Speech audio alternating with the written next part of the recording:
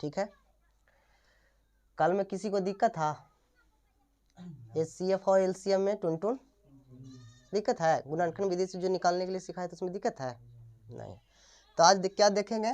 दो संख्याओं का गुणनफल HCF यानी मस्सा गुणे लस्सा, है ना, यानी LCM ना बाबू।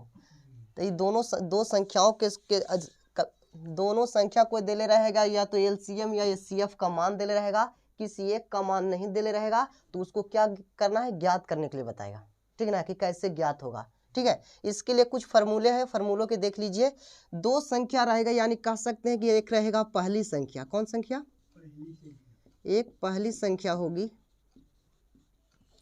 अगुना एक दूसरा संख्या होगा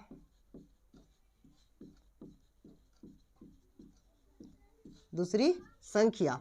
आई जो ज्यों का त्यों रहेगा, HCF होगा, अगुने LCM होगा। इसमें दिक्कत देखो। तो अगर मान लिया जाए कि पहली संख्या दिया हुआ है और दूसरी संख्या दिया हुआ नहीं है, या दूसरी संख्या दिया हुआ है पहली संख्या दिया हुआ नहीं है, कोई एक संख्या ज्ञात करने के लिए कहेगा। अगर मान लिया जाए कि दूसरी संख्या दिया हुआ है, ठीक है, या पहली संख्या दिया हुआ है, मान लिया जाए कि पहली संख्या दिया हुआ है या दूसरी संख्या दिया हुआ है, तब पहली संख्या को ज्ञात करना है। तो पहली संख्या बराबर सूत्र होता है, पहली संख्या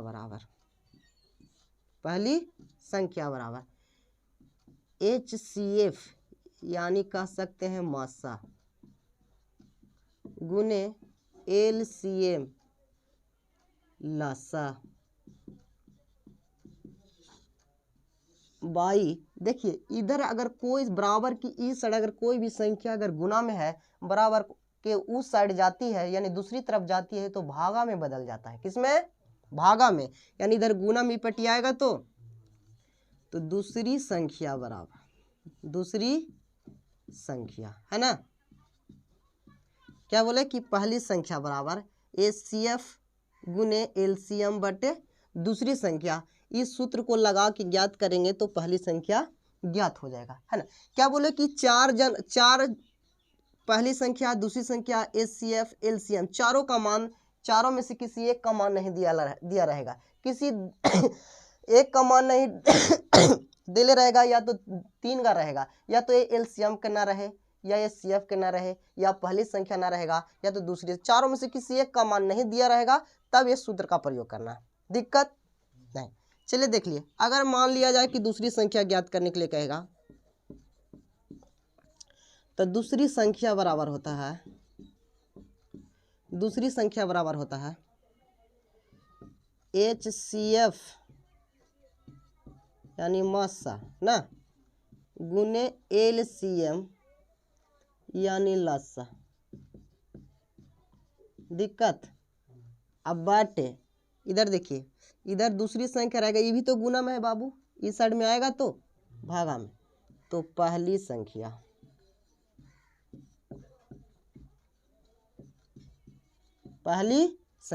के सूत्र हो गया, दो सूत्र हो गया, ठीक है। अगर मान लिया जाए कि आपको HCF ज्ञात करने के लिए बोले, यानी मस्सा, क्या बोलेगा? मस्सा। तो इधर है गुना में ना बाबू, लस्सा इधर कुछ में है गुना में, इस साइड में आएगा तो भागा में ना। तो क्या इसे लिख सकते हैं? पहली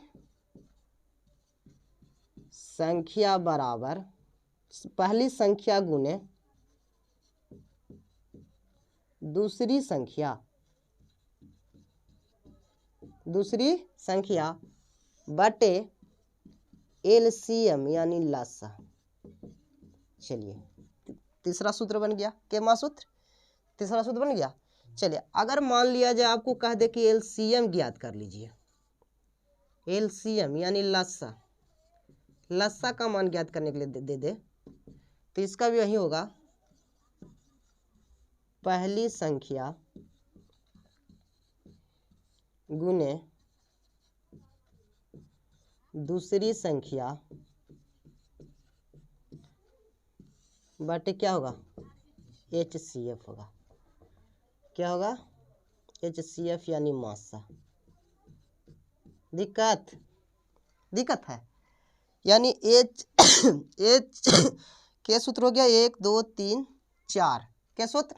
4 सूत्र से आपका ये थ्योरी का जो भी मैथ आपको दिया रहेगा वो टोटल बन जाएगा। दिक्कत इतना में समझ में आ गया? तो उतार लीजिए।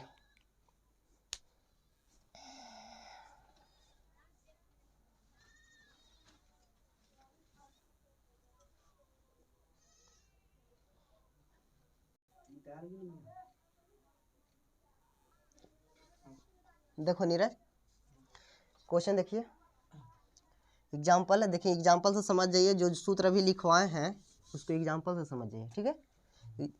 यदि HCF 96,404 बराबर 4 है, इसका मतलब हुआ बाबू कि 96,404 जो दिया हुआ एक संख्या, एक पहली संख्या है, एक दूसरी संख्या, एक पहली संख्या, एक ये पहली संख्या, ये दूसरी संख्या, ये दोनों संख्याओं का HCF कितना दिले है?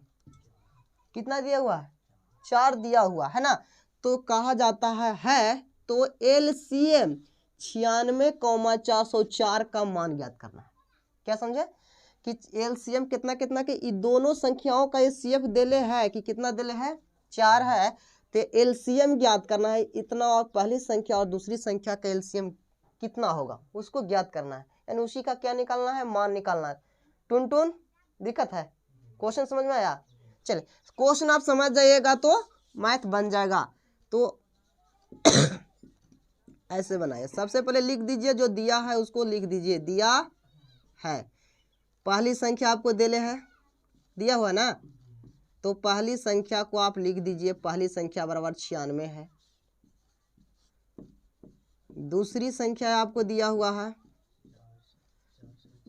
404 है, और एक और दिया हुआ है HCF यानी मस्सा ना छोटे, मस्सा दिया हुआ है कितना? 4 दिया हुआ है। तो कहता है कितना, क्या चीज निकालना है? LCM यानी कि लसा ज्ञात करने बोल रहा है, लसा बराबर बाट है ना।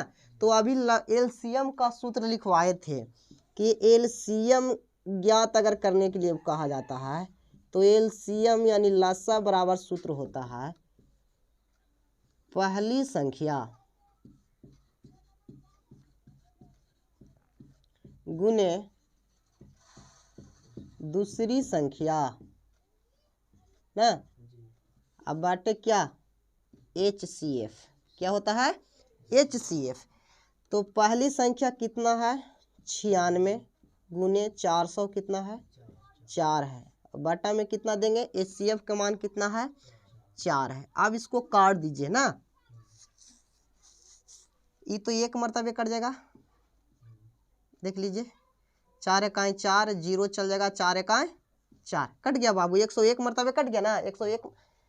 अब इसको का कीजिए, 96 गुने 101 यानी 101 में 96 से गुना कीजिएगा तो आपका आंसर आएगा 96 आएगा। कितना कितना आएगा?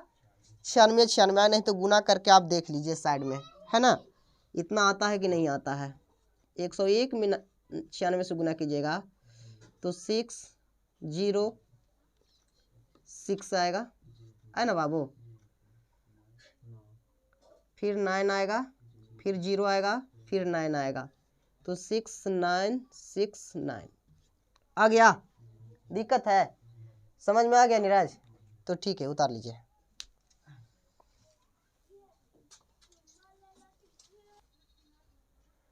चलो देखिए, एग्जाम्पल नंबर दूसरा देख लीजिए। दूसरा एग्जाम्पल समझिए, यदि LCM 72 और 126 का 504 है ना बाबू, यानी पहली संख्या मेरा 72 है और दूसरी संख्या कितना है? 126 है। दोनों का LCM कितना दिया हुआ है? 504। तो कहता है 72 और 126 का क्या निकालना है? HCF का क्या मान ज्ञात कीजिए। HCF ज्ञात करना है। क्या ज्ञात करना है? HCF। तो देखिए इधर हल दिया हुआ है ना छोटे, दिया हुआ ना, आपको क्या दिया हुआ है? LCM दिया, सॉरी रुक जाइए, सबसे पहले पहली संख्या दिले है, पहली संख्या आपको दिया है 72, दूसरी संख्या आपको दिया हुआ है 126 और एलसीएम का मान दिया हुआ है यानी कि लसा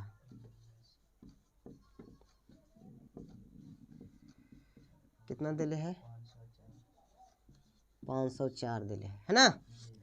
तो क्या ज्ञात करने कह रहा है HCF यानी मासा बराबर वाट। तो लिखाए थे सूत्र की HCF बराबर होता है पहली संख्या गुने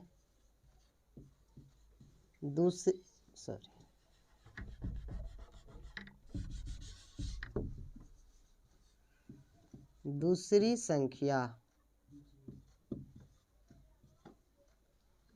बटे LCM यानी कि लासा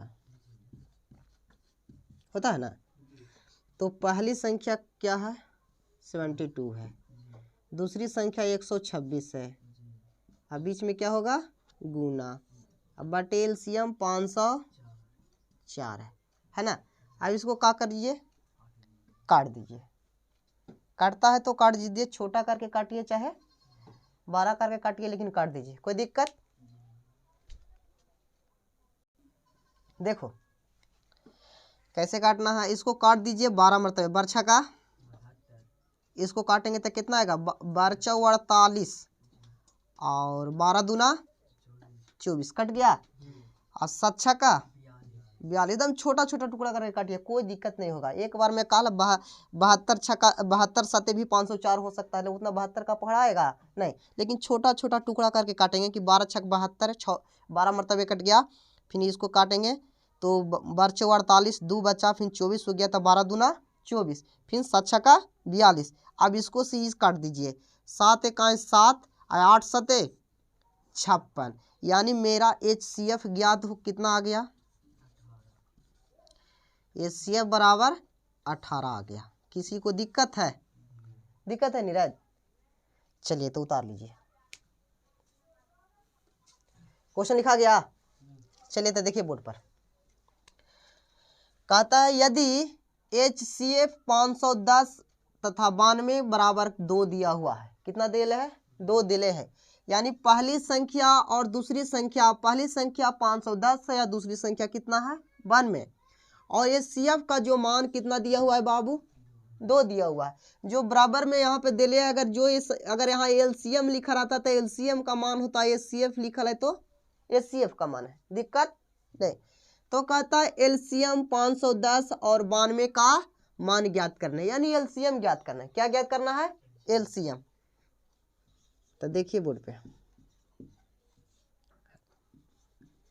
दिया हुआ है, जो दिया रहेगा सबसे पहले उसे लिख देंगे ताकि आपको मान बैठाने में दिक्कत ना हो, गलती ना हो, समझ में आया। तो आपका पहली संख्या देले है 510, दूसरी संख्या भी दिया हुआ है 92 और HCF भी दिले है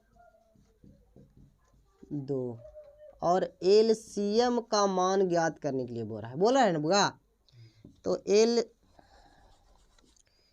LCM इजकल टू होता है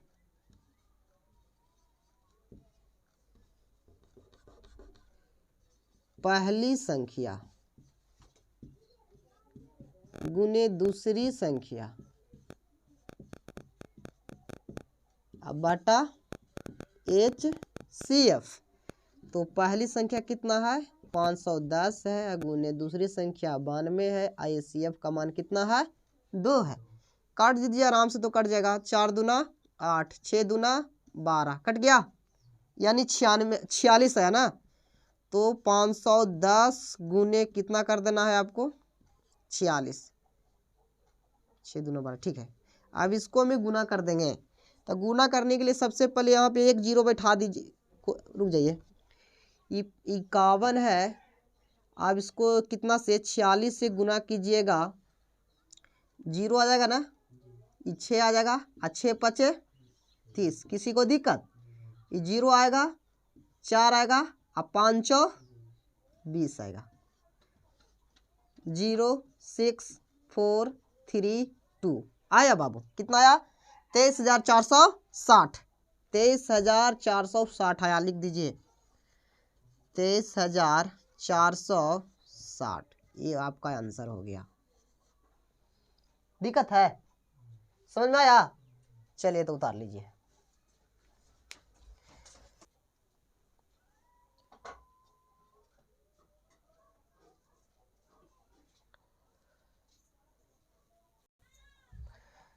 देखिए, किसी के इकाई अंक जानते हैं, इकाई अंक, इकाई अंक जानते हैं ना बाबू?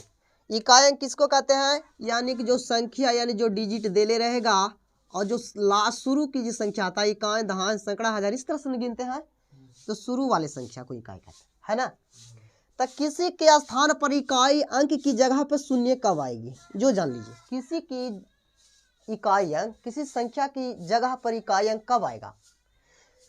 जब किसी संख्या की अभाज्य गुणनखंड, क्या बोले? जब किसी संख्या के अभाज्य गुणनखंड में 2 और 5 शामिल होगा, कितना कितना? 2 और 5 शामिल होगा, उस संख्या का इकाई अंक हमेशा कितना आएगा? शून्य आएगा, हमेशा 0 आएगा, चाहे कोई भी संख्या रहे जिसकी अभाज्य, समझ में आया टुनटुन?